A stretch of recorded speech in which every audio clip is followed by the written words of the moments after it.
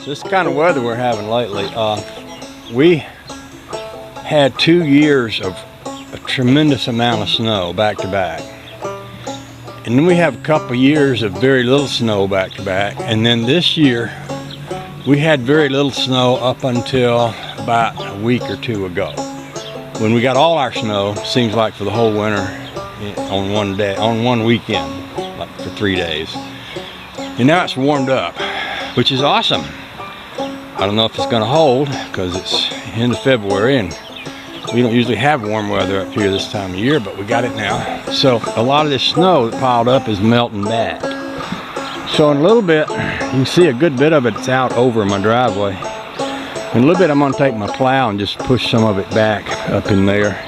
I think it's fairly soft. This stuff tends to melt and then refreeze.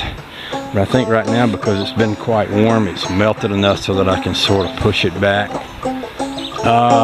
The other thing I'm gonna do is, when we had that big storm, my Jeep wasn't running and my neighbor's plow over there wasn't working. And so my neighbor up there was the only one of us that had a plow working, so he did all the plow work. And while he was doing all that plow work, he backed into a snowbank and broke both his taillights out of his red Dodge truck up there.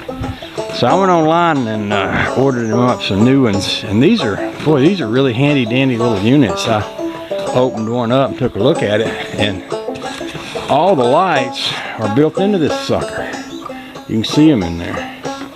And then you got this little back plate here and one little plug. So it looks like all you got to do is plug that one little plug there and everything's all set to go.